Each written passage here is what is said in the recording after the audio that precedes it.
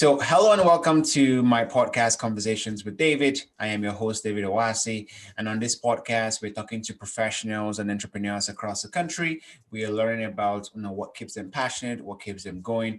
And we're also talking about lessons learned along the way. Now, I'm here with my very good friend. I'm very excited to bring onto the show. His name is Brennan Strykiwsky, and he's someone I've known for a couple of years now. Why don't you introduce yourself, Brennan? Thanks, David. Thanks for the intro. And you got the last name right, which is nice. Right? It's, not many people can. So obviously you've been in my life long enough. Awesome. Well, thanks for having me on. Yeah, I'm excited to be here. Obviously, we have me and you have kind of gone through similar paths ourselves, right? Growing up in the painting world and in the entrepreneurship fields, and then having similar careers since then. So I'm excited to be here. Absolutely. Thanks, Brennan. And yes, I definitely practice pronouncing your name properly. Sometimes it can be a tongue twister, that one. But you can tell you did it well, man. Thank you. Yeah. So you're right. We've had a similar career journey so far, and you and I, we go way back. And I'm very excited to kind of just tap into some of your experience and learn some of the things, especially for our listeners, to share some of your journey. So let's start out from your first entrepreneurship journey in College Pro, and I'm very curious, what actually interested you in the first place to even explore entrepreneurship? Or what was the interest for you in the first place? It was really interesting. I think it was I've always been one who liked the ability to control kind of my own journey, and even as a kid, always trying to, I was brought up very much in a way where, under the teaching that if you wanted something, you kind of went out and did it yourself. And so for me, and I'd always been interested in kind of the whole leadership concept, even again, kind of through my high school days. So I figured, hey, you know what better way to get experience and then maybe make a few bucks than doing that, doing a business, right? So. Yeah, absolutely. And I definitely agree with you. If you want to control the outcome of things, one of the best ways to do that is to run your own business or to be an entrepreneur in some fashion. And I'm very curious though about your first year being a business owner. What was that like? And the reason why I asked that is a lot of our listeners are probably thinking, well, there's a pandemic, I'm sitting at home. Is this the best time to run a business? If I want to do it, there's no better time than now. I'm just curious, what was your first year of running a business like? What was that experience like?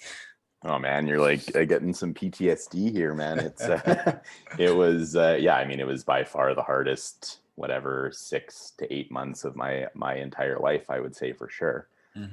Just because there's I was 21 years old. Got introduced to the business, kind of the franchise, a little bit late, so I kind of started from behind, and then it's just a whole world of unknown. There's so much going on at once that it just it's kind of unspeakable to even almost put into words, because there's so much going on. It's so challenging. It's a very fulfilling thing for sure, right? Because you're going and you're figuring it out. But it was also, despite the chaos and the tons of errors and long nights and early mornings, it was also a really, really fun time for me too. But yeah, it was just, it's tough, but it was by far the hardest kind of, if I took from the time I said yes and signed on the dotted line to the time that the final drop of paint went on the wall, like 8 months. And it was super, super challenging. Absolutely. And, very similar to my experience as well, especially that first year was extremely brutal, very, very hard, not in a bad way, but in a good way where you feel like you're enjoying this growth, but still, it's fair to say it's very difficult. But Brennan, when I've been sitting down with a couple of entrepreneurs like yourself for my podcast. And one of the things the themes of what I always hear is that my first year was extremely difficult, was very hard, but I kept doing it. And when I usually probe for it, I'm always asking them about their why. What's the reason why? Even though it was very difficult, it was very hard, you kept going at it, you kept taking that pain. And I guess for yourself, what would be that big why for yourself? Why did you continue, even though it was very difficult? For me, I think, I mean, the two main things was, I mean, the growth would be number one for sure. Second year university, um, was always somebody who just like, I just had like a thirst to just be better. Mm, And so I figured that, given the nature of the business that was being run and the coaching and the support that was available, I had an opportunity to grow pretty drastically. mm, And really improve me for kind of, so that was the main reason. And then that was also to, second piece would be to put me in a position in the future where mm. I could, continue the entrepreneurship journey or be in leadership or get the experience that I needed to really be, from a career perspective, be where I wanted to. But it was really all, and even to this day, probably still is a test to the growth Absolutely. aspect of it, right?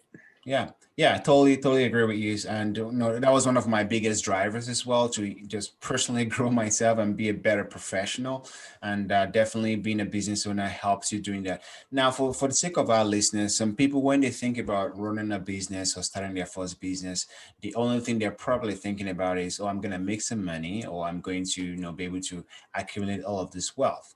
What would you say is the role of running a business or being an entrepreneur in really triggering your personal growth and development? Like, how does that work, and how, like, why would someone like yourself go into business and not just think about the money alone, but also be very, very cognizant of the personal growth and development factor? So, I guess does my question make sense? Yeah, somewhat. I Mm, can, I'll do my best there. I think, yeah, it's asking like, why would somebody get into business, and how would being a business owner accomplish, your the personal things growth, that I yeah. mentioned, right, outside of money, right? Well, Mm, I mean, typically, I would imagine that most successful people don't necessarily start companies for a thirst of money. I think mm, evidently having freedom in the future is probably an aspect of why people would do it, but mhm, not something you're going to attain in year one, year two, and in some cases much longer than that. mhm, Um, but I think because, especially if you're doing something you really care about and you do have that deep rooted why, um, the thirst that you get to try and be better, like when mm, you screw up and you're like, oh my god, this is a big problem, mm, I need to figure it out like right now, and you're like in this pressure cooker to either, like the fight or flight type thing. It kind of, that internal dialogue almost forces you to grow and forces you to be better. And um, I was lucky enough to have a massive network of people to access and coaches to access and mm. mentors to help with. Yeah, truly, the growth and development is is best pushed forward in like those pressure cooker moments when you don't know if you're going to make it. You don't know if it's gonna, you can, Mm. find an employee, or fix this problem or pay this bill or whatever it is, right? Like it's, so I think, yeah, for me it was really just, you didn't really have much of a choice, so you were forced into the growth by Mm. the situation you put yourself in. Mhm. um Again, as even though it was challenging and it sucked a lot of the times, Mm. I think it turned out okay at the end. Yeah, absolutely. I definitely agree on that note there. Just being in the trenches, I guess, as we always put it, being in the arena kind of just forces you to make drastic changes. Otherwise, you're not going to be successful. Now, one of the benefits, based on your answer of the question, one of the benefits of the College Pro experience that we had, you and I had, was the fact that we had a vast network of people who were sort of doing the same thing, who could support you. What would you say someone who doesn't have access to such network, who someone is probably just they're starting their own thing, they don't have access to lots of people who are doing the same thing? How can they survive? How can they get that extra support that we had access to, or how can they approach finding that? Um, yeah, I would challenge anybody who thinks that they start something and say, I don't have support, or Mm, I don't have access to this. I would say that it's probably not true at all. I think that, part of doing something that, is operating a business, even if you know what you're doing from a technical aspect or a business aspect, is, I think one of the skills that's necessary is to go out and network and talk to people and find and find people that will support you. Mm. And part of it is being vulnerable to the fact that like you're not going to do it on your own, and you need to be hard pressed to find a lot of successful businesses or people who get there alone, because I don't think that's the case. Mm. So yeah, I would just push anybody who says that it's hard to find somebody, or it's I don't have access, or I don't know where to find them. Like, you're not really going to do anything without that support, or as much as you could. So just go out, find it, ask people. Most of the time, especially in you think in like the small business world or entrepreneurship community, people are really supportive, right? You're reaching out to people who have either been there or they know somebody who have been there. So in my experience, asking people, hey, I'm looking for help in this, people will point you in the right direction if they can't do it themselves. So just do it and realize that it's a really good thing, and it's beneficial, and it's not a bad thing to ask for help at all. Yeah, totally agree with you, Brennan. And one of the very first skills, at least in my opinion, that we learned, or I learned as a new business owner, was the skill of networking, being able to pick up the phone and just call someone and just keep calling away until you find someone who says yes to you, or going out there and knocking on doors and talking to people until you find someone who says yes to your service. Now, that is a very, very important skill for any successful business endeavor. And Brennan, just from knowing you and our relationship, I feel like you're one of the very best people at this skill, being able to just pick up the phone and convince someone and turn a no to a yes. How would you say someone who is lacking in this skill, or who is trying to grow in this skill, what can they do to improve the ability to network, to pick up the phone, to convince people? What would you say is the best way to approach learning that skill? It's like it's kind of one of those things where again, I think it probably starts with some self-reflection. Like, you got to look yourself in the mirror and say, why am I having a hard time asking for help? Either I'm not vulnerable, maybe there's my ego involved, maybe I think somebody's gonna look down on me for asking for help, which probably would be a little bit of your ego involved. But I think that, I don't know, I outside of just kind of sucking it up, to be honest with you, and just doing it, like, that's where it starts. You have to make that first phone call. You have to go on LinkedIn and shoot that first message off to somebody. Even that's the easy way to start, right? Just do it. If you're shy or whatever, like, it's much easier to type an email or shoot a message on LinkedIn or on social media to somebody than it is to pick up the phone. And in today's world, people are very connected without the need for even a face-to-face interaction, obviously, like we're doing, right? So I mean, eventually you're going to have to do it, but I think it's probably going to start with you asking yourself, why am I not doing it? What's really in my way? And is that worth the help that I'm missing out on? Yeah. The answer is always going to be no, right? I would imagine so. Yeah, I definitely agree with you, Brennan. And it starts with, like you said, self-reflection. Why am I not, wanting to ask people for help or to reach out to people? And of course, ego is one of the biggest detriments to any level of success. What I think personally for myself, and how I typically would approach reaching out to people, what I typically start out with is drafting some sort of little bit of a synopsis of what I want to send to people. So I start out with like an email draft. So I like a template, basically. So I put together templates for emails. I put together templates for text, and I put together templates for a phone call.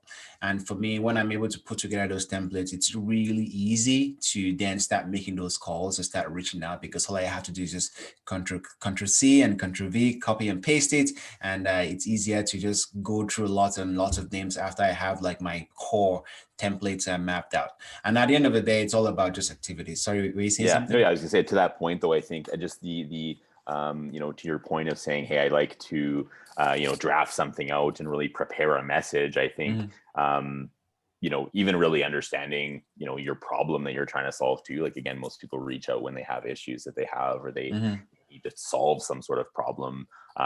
Just writing it down, going through it. Okay, what's the actual issue I'm trying to solve here? Can I explain it properly?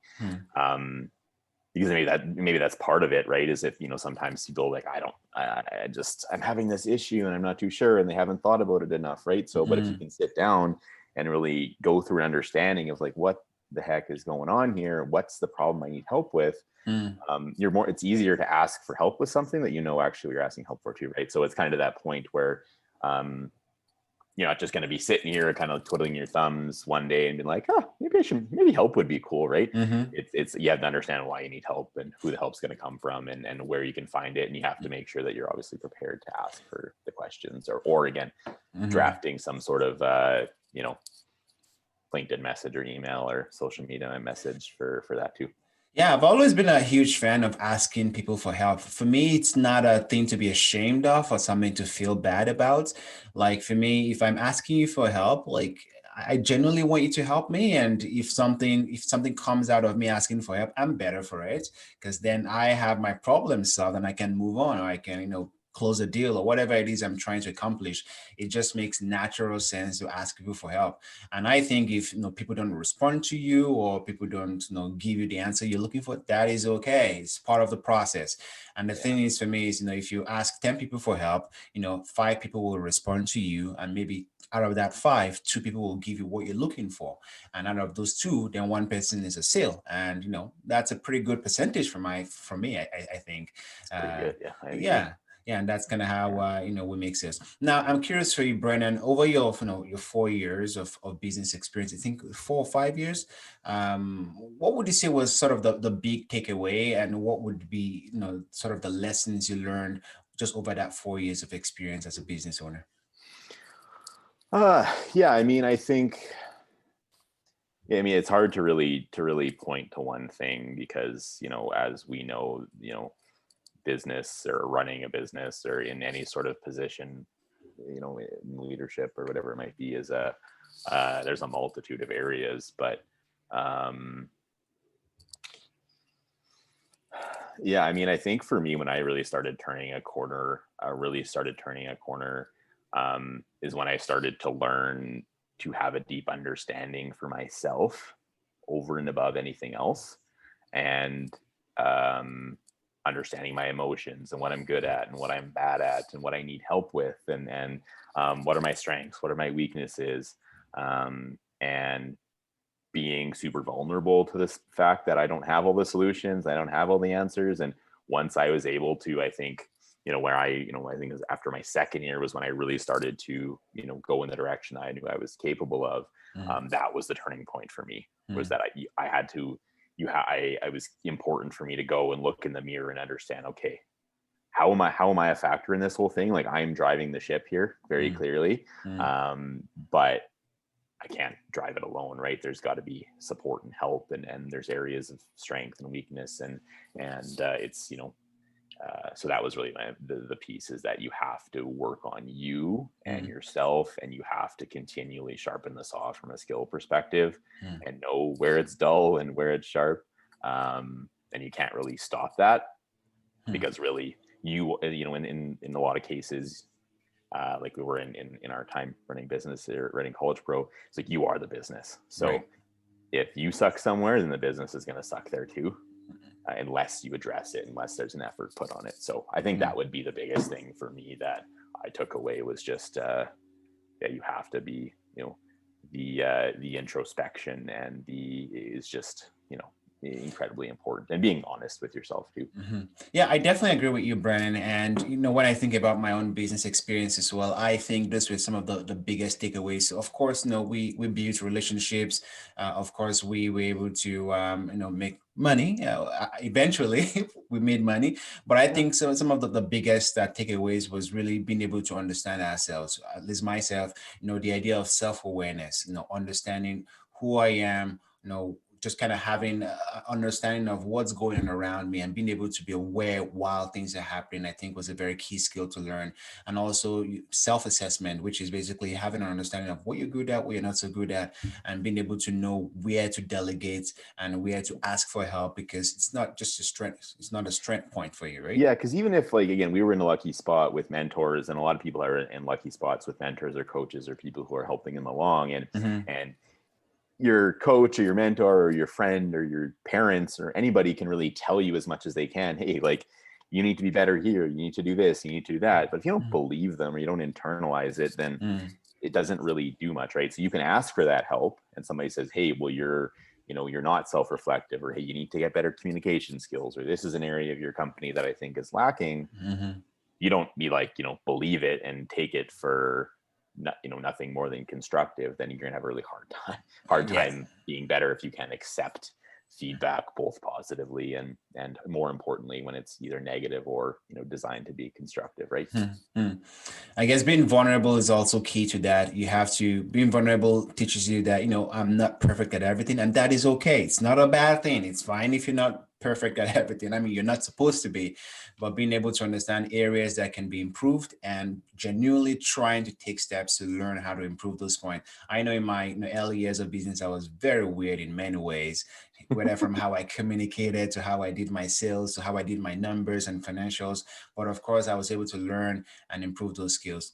Now, Brennan, I want to make a little bit of a pivot here. So, after your years running a business, I know you were also a coach at some point, but then you also transitioned from business ownership into like a corporate setting, which is where your current role right now. You are a sales director for an insurance company. What was that transition like for you? Moving away from business and all of that hustle and bustle in that context to an office setting, a corporate setting. And the reason why I ask that is there's a lot of entrepreneurs who are thinking maybe they're at a crossroads and they're thinking, should I be making a change right now? Should I go get a regular job? I feel like I've learned a lot from my business experience. What was that experience like for you? I mean, it's really scary at first, right? Because at the time that I made the transition late in 2017, we Yeah. did that, right? Which would be, yeah, like it was actually 3 years ago, like last week, funny enough, Mm. that signed on the dotted line to do that. It's really freaky at first because I think you have like these perceptions of what you think the corporate world is like or what it's like being employed. And for me, I was really scared of getting into something where I was like, you have this bad perception of, oh, I'm just doing a 9 to 5, or oh, I'm just, working on the phone, or I'm making somebody else money. Um, but again, the driving factor for me was always obviously something greater. So I was able to be pretty picky in Mm. the aspect of what I chose and why I chose it and Mm. where it was going.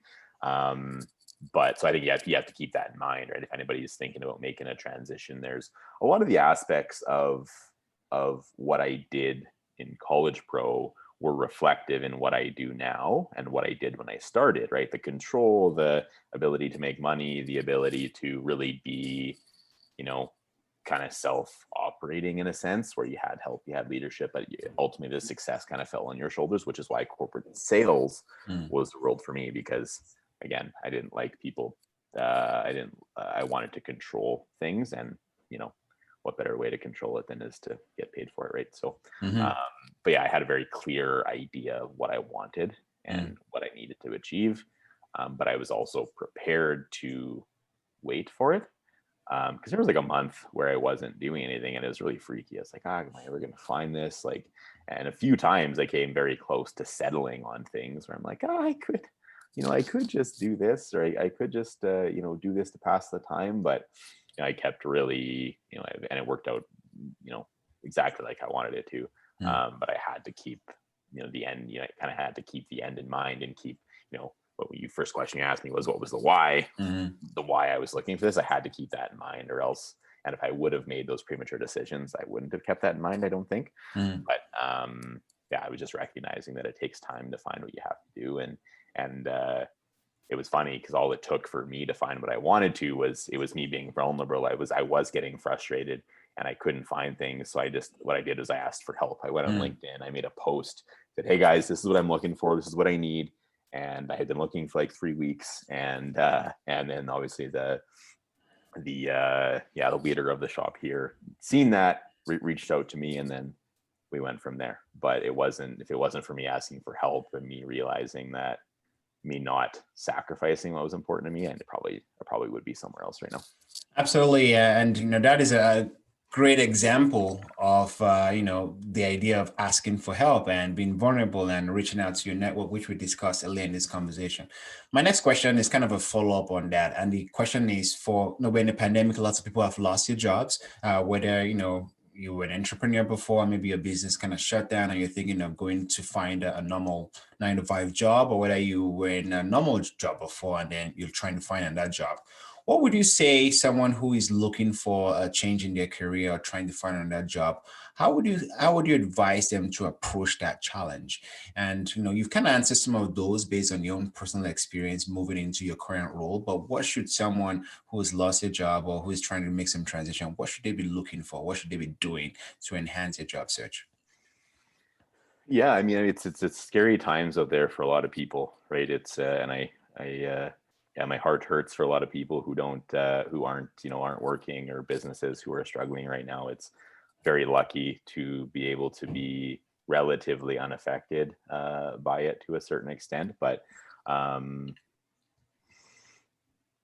it's really just about balancing the short term and the long term. Like I said, like I would imagine anyways, and through my discussions with with people through the days and weeks, it is challenging to find things out there. There's less work and there's more people, so so you kind of need to balance the short-term needs that you have, i.e. financial obligations, with the long-term goals, and you need to balance that to a certain extent, because this will go away at some point. And that's well, we hope anyways, Yeah. which it will, but it might not feel like that right now. So to a certain extent, I was lucky where I was allowed to be patient with it, because I did have a little bit of a nest egg to work with where I could pay the bills for a number of months, but not everybody has that. So I think you need to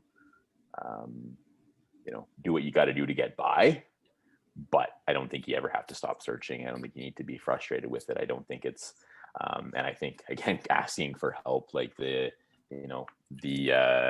community right now needs people, it needs support, it needs things. So so anybody looking right now is don't sacrifice. I'm not saying that you have to be patient and wait 6 months for the perfect opportunity to come about, because that doesn't always happen. But with that being said, I think everybody has skills that they can offer, and I don't think you should sacrifice in that either. So it's a tough world, and again, I'm very, very thankful I don't have to make that decision for myself right now. But yeah, that would be my advice: is you need to balance short and long term. If you got to pay the bills, don't be afraid to take something maybe that pays a little less money than what you might be worth.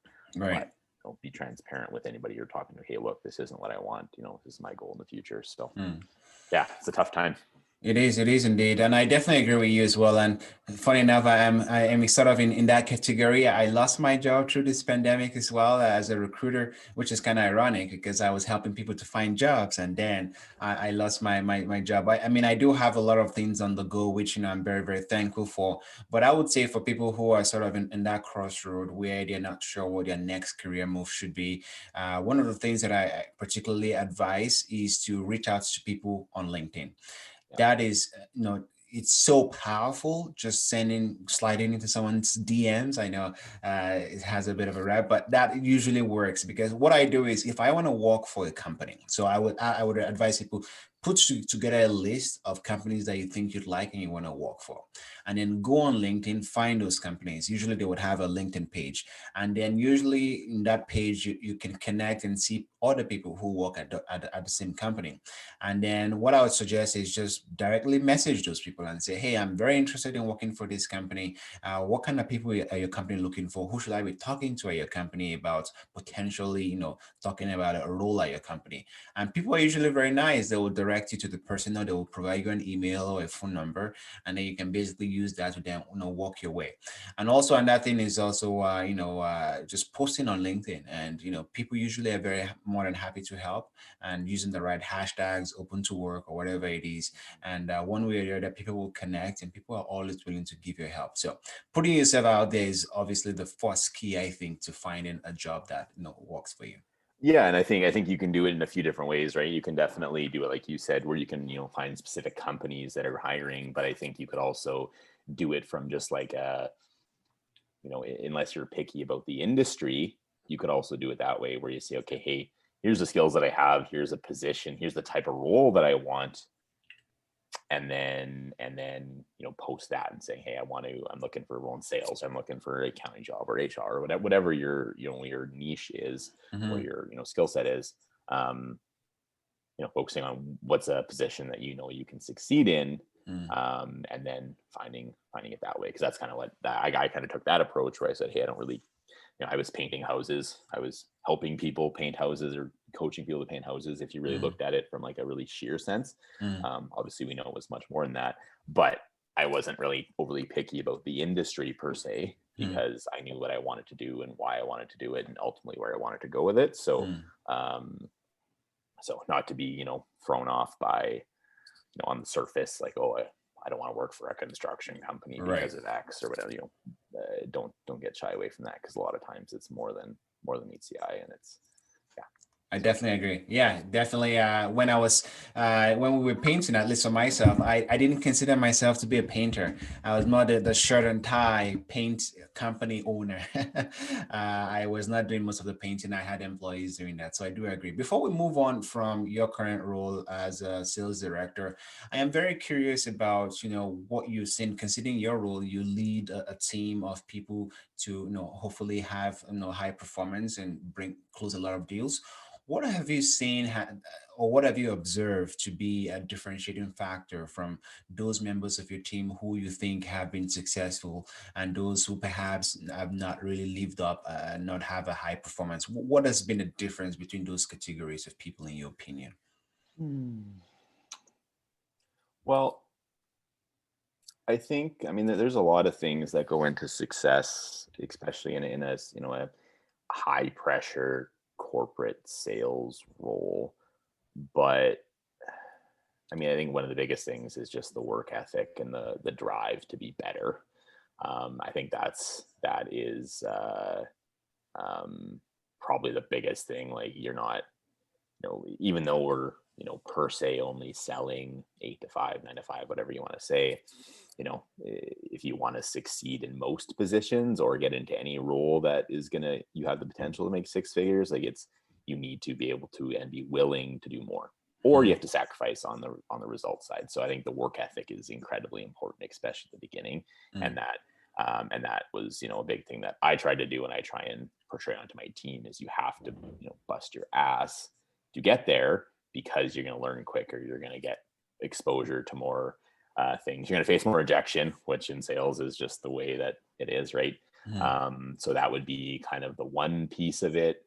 And then I think the other piece is just,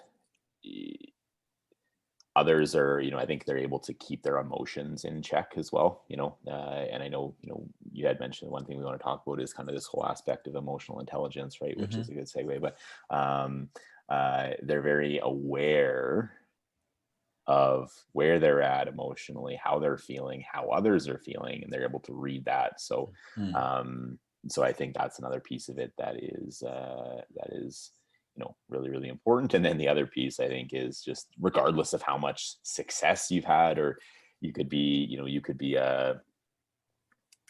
been doing this for 20 something years, but if you're not willing and able to ask for help and approach people and get different perspectives, then I also Mm, think that you're falling behind. So I think it's, yeah, the work ethic. You mm. gotta have a thick skin, and you gotta be okay with failure and asking questions. Yeah, definitely agree with you. Those are fantastic answers, Brennan. And when I think about work ethic, I feel work ethic is something that everyone can control, regardless of what your job is, whether you're in sales or whether you're even trying to find a job. I consider trying to find a job to be a job on its own. And regardless of what it is, the number of, and when I coach, I do a lot of coaching with business owners. I talk about activities and, putting in the work is definitely key to getting any type of result. And if you're looking for a job, whether that's, having it on your to-do list to reach out to 10 companies every day and say, I want to reach out to 10 companies and ask about what you're looking for and how I can be of help. That is part of the activities, and including if you're in sales, reaching out to prospects. And although a lot of people are not going to answer, a lot of people are going to say no, but then some people will see your emails, some people will see your calls, some people will say yes, and that's the key to success. But you're right, we're going to talk about emotional intelligence, and this is a perfect time to kind of segue into that topic. You've mentioned a lot the concept of awareness. That's something that seems to really ring, very, very strongly for you. How would you say you've improved this skill? Because a lot of our listeners are, probably listening and saying, "Well, awareness, awareness. Okay, everyone is talking about awareness, but how can I actually improve my awareness? What can I do? What are the first steps to take to improve that skills? How would you say you've improved your awareness?" It was just probably a lot of time on reflection, Mm, because the more that you're able to look back and go through something, like, whether it be, back in the painting days, we'd have an estimate, and then we would, I would, sit in the car and just think about, okay, how'd that go? Why didn't I get it? What happened that was yes? What happened that was no? So it was able to be kind of provide the self feedback, as well as having, again, mentors and coaches to be able to help me with that. But I think what gets lost a lot of times, in the work ethic aspect, is you're just grinding, you're working hard, you're dialing the phone, you're knocking on doors, you're doing whatever you have to do, you're shaking hands. Not now, obviously, but you're you get what I mean. mhm, Um, but you don't actually take time to sit back and realize, why am I failing? Why am I succeeding? And what actually happened there, mm, and being honest with yourself and saying, huh, okay, here's some themes. Like I sold these two deals, or booked these two jobs, or acquired these new customers for this reason. Here's the themes. And then, oh yeah, actually we have a bunch of themes in all my failures. And those are probably the ones you want to learn more from. Right. So, mhm. so I think it's just, there's such value in just stopping and pausing, and just, you don't have to do it every second, every time, but like sitting down and again, looking yourself in the mirror and saying, okay, what worked, what didn't work? Mm, And then whether it's seeking help, or just, sometimes you can just internalize it and do it yourself. But mm. that for me was kind of the first step, is just realizing there's like, you're not perfect, and there's always something to get better at. And unless you're paying attention to it, you could even regress in certain times too, and forget what works. So Yeah, totally agree with you there, Brennan. And that speaks to your level of experience in being able to master or hone skills that that you've had success in.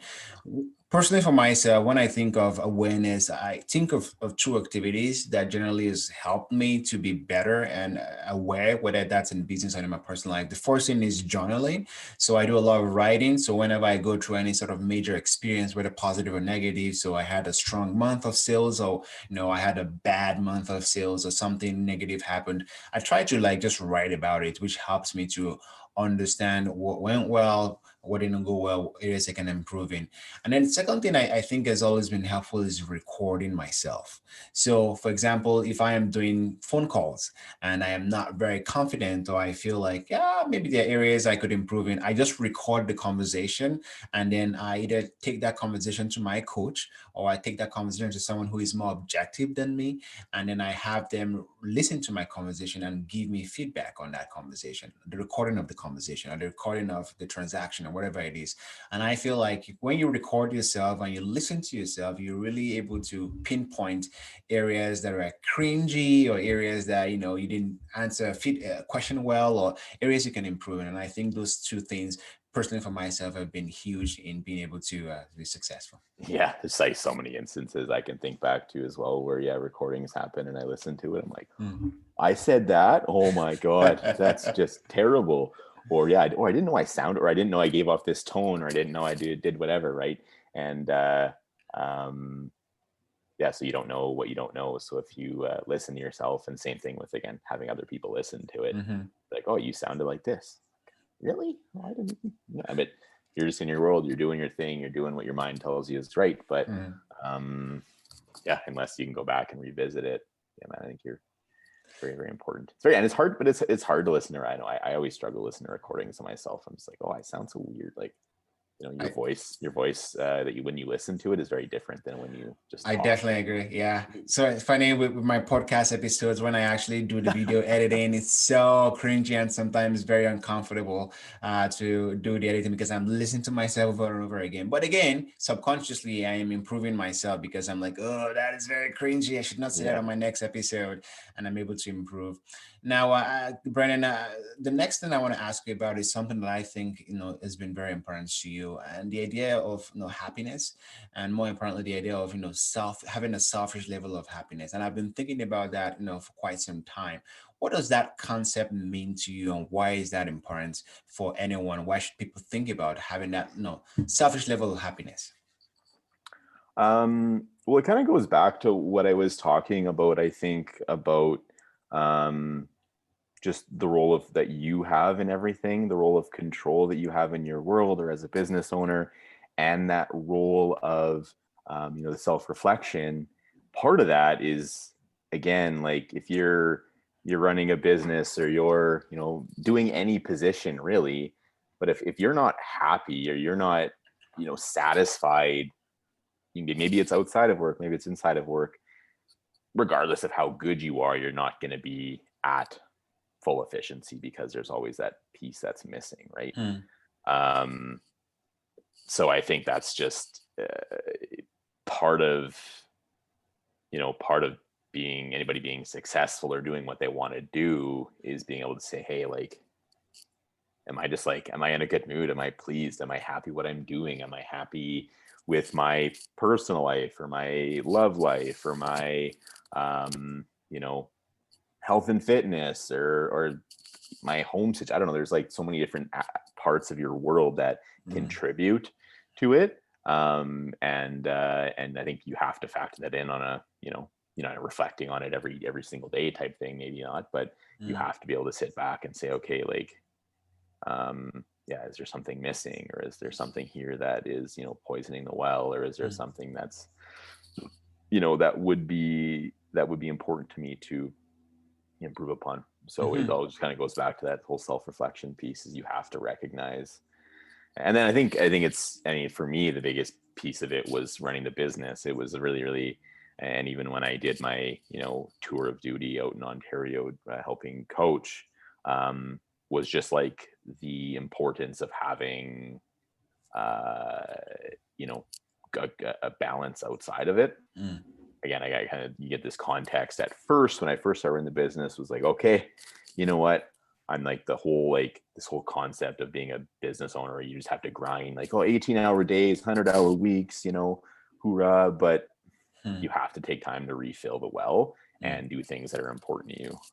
And then if you're not doing that, even if you're closing things, like eventually, your things will deteriorate, and maybe it's your mental health, or maybe it's relationships that are important to you, or your physical well-being, or maybe you won't be going to the gym, like all these different things. There's like there's a lot of different factors, and for everybody it's a little bit different, but you have to keep each of those levels high, or else you as a whole, I think you're not going to be as good as you are, and you're going to, again, it's it could drastically impact your performance or your mental health or other things that are really actually are important, right? Yeah, absolutely. I definitely agree. And I think it's a very, very important topic, and it's something important to think about, being happy. A lot of people feel like happiness is something that happens to you. In some case, that might be, but really at the end of the day, you have control over your happiness in some level. You can choose to see things in a certain way to improve your happiness, and you can choose to see things in a way that will make you even more miserable.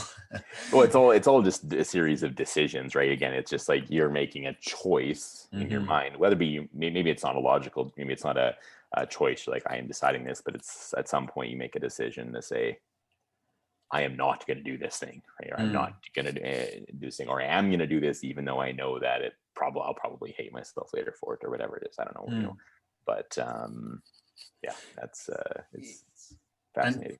And choosing to be happy, I suppose, sometimes can be difficult because, again, number one, it starts from, as you mentioned, sort of that reflection and just kind of taking a look at everything and saying, in everything I'm involved in right now, everything in my life, what is making me perhaps not as happy? Is it my job? Is it some relationships? Is it some friendships?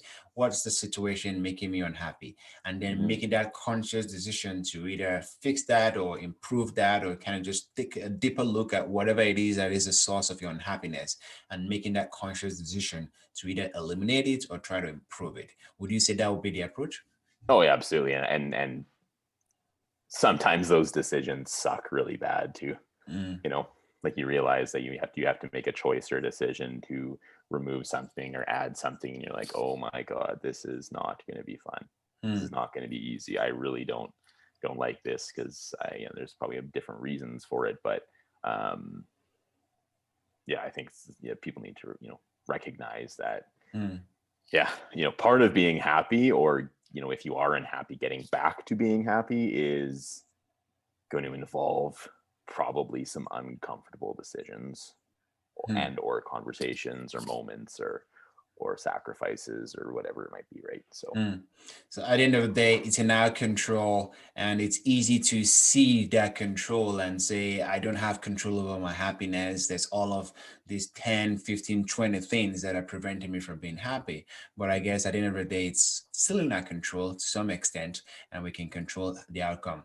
Now, sorry, are you going to make a point if I go to my next yeah, I'd question? say I would even argue to is if you say it's to an extent in your control, I think very few things are out of our control. Pandemic's a little bit out of our control right now, obviously, right? But outside of that, there's a very you go back and forth on it, but yeah, there's not many things that are out of your control if you really get down to it. Hmm. Um, because most of the time it's all just decisions that you make Right. that put you there.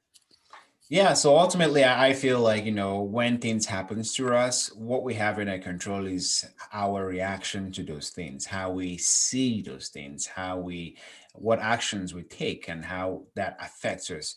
I think all of that is in our control. And Yeah. ultimately, for the most part, how you actually approach things really makes a whole difference as to how that impacts your life, right? Yeah, or if it is out of your control, Hmm. I don't know, what are you gonna do? Out of your Yeah. control, right? Like but you have to, like, again, coming to that realization is not easy because, Mhm. oh, I could fix it, or oh, but woe is me or whatever. But I don't know, like if it's truly something that's out of your control, like Mhm. us, like now, like not being able to go into a gym, or we're wearing masks, Mhm. or now not being able to see family or friends that are close to us. Mhm. Oh, it sucks. But realistically, what is Mhm. in our control is to follow the damn rules, right? And then, Mhm. but what is out of our control is the fact that we have to do it right now. So, Absolutely.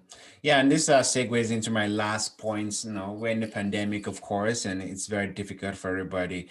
What would you say for yourself has been the impact of the pandemic personally and professionally, and how are you dealing with that personally? yeah, I mean, I think yeah, I mean, again, it's been really, really challenging for most people. And I think that, um, I've tried to put a really big emphasis personally just on making sure I'm really sharp mentally, Mm, because and making sure that um, it's very tough in times like this, um, to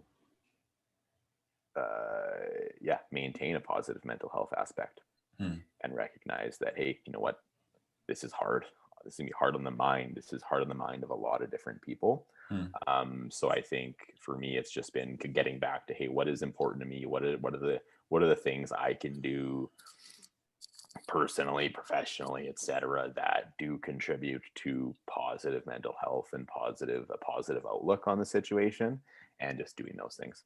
right. Because again, this is something, in the pandemic is something that is out of our control, and not getting frustrated. And it's not easy. Again, you go through times when you're annoyed and you're like, I just don't want to do this, and it's a battle, and there's no really real perfect, there's no journey that is perfect by any means. But I Hmm. think for me, it's been that focus on kind of, really the whole theme of our whole hour or so together. It's just been the focus on being happy, and the self-awareness, and being like, hey, I can't let this creep into my mind, Mm, mental health perspective. And much harder for some people. Again, I would some people struggle with that much more than I would. But Yeah, I think that has to be front of mind, because if you can't, if you don't put that front of mind, I think you're risking sliding downhill probably pretty quickly. Mm-hmm. I would Yeah. imagine. Yeah, I think that I do agree with you. I think the theme of our conversation over the last hour really has been about, self-awareness, kind of understanding what's going on in your head, what's going on around you, and just making sure that you are right there and you're aware. And also, we've been talking about just focusing on what you can control, focusing on Mm-hmm. what is in your ability to control. A lot of things are out of our control, and that is okay. Like that won't change. Like that's just the way things are. Right, But we're fine. yeah, but focusing on what is in our control really can make a meaningful difference, whether it's in our business or in our job search efforts or in our careers or sales or whatever it is. Focusing on what you can control really makes a difference. Last question for you, Brennan, before I let you go. This is a bit of a different tone of question. And the idea is, what do you think as a prediction for the future will change as a result of the pandemic? So the pandemic is affecting everybody, and that is bound to change our behaviors in some fashion, whether positive or negative. What would you think, based on your estimation, would change or will happen as a result of this pandemic over the next couple of years? Well, there's a lot of things. I think, in the context of our conversation, I think, a lot of businesses that may not have been able to deal with this before and that are learning to deal with it now will probably prevail Mm, more so, right? The ones that are willing to be creative and willing to make differences and willing to pivot and adapt to what is in front of them. mm, Um, Not easier said than done for some businesses for sure, but I think those businesses will survive probably, and will probably be in the next 10 or 20 years, probably some of the bigger companies out there, because they have said that, they can survive something like this. mhm, And it's probably the same with individuals too, though, right? I think you have to, as a person, adapt to a crazy life experience like this that I hope to God we never have to go through again. mm, But I think similarly, I think it's the people who adapt and get creative and who are able to focus on themselves and do what's important to them, and keep happy and really work their way through it. mm, Um, or the people who will go out and understand that, shit, like I'm struggling big time and I'm gonna need help with this, and maybe, and mhm. again, that's okay, because it's a really tough time for a lot of people. So I think it's both for people and businesses. I think that'll change. It's just, I think people are going to get more creative. I think this world is going to continue to push to a more virtual world.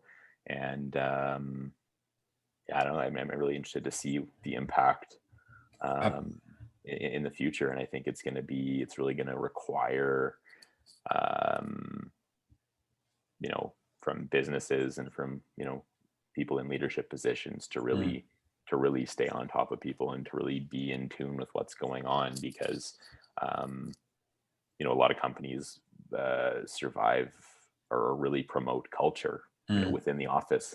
Something that we did a lot here is something that was incredibly important to us, that has mm, been more challenging to do mm. when we're doing it over, we use Teams, like Microsoft Teams, or a lot of companies probably have that similar thing. So how can you still maintain that?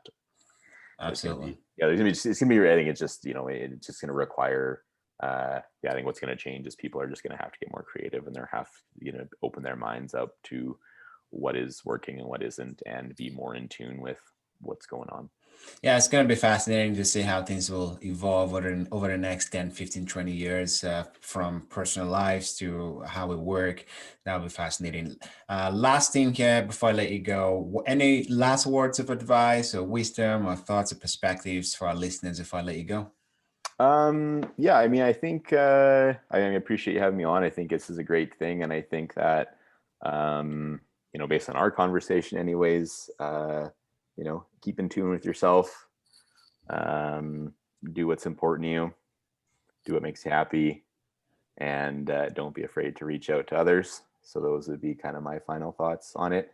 But also, I know personally, anyways, I've over the past week or so have had the opportunity to try and do my best to help support local businesses, and had, for example, we're in the Exchange right now. I went down the street and to one of the local donut shops here, and the owner was working, and he was, as he was making my coffee, was talking about, some of the struggles that he's going through, and how, he's devastated about having to lay off employees, but the alternative was to shut down. So would just be if people have, and there's, more stories like that everywhere. But yeah, if people have to make the decision to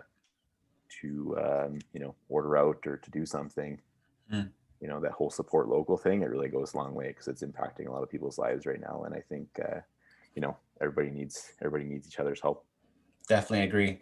It's been a pleasure having you on the show, Brennan. It's been such a wonderful conversation. This last hour just flew by very quickly.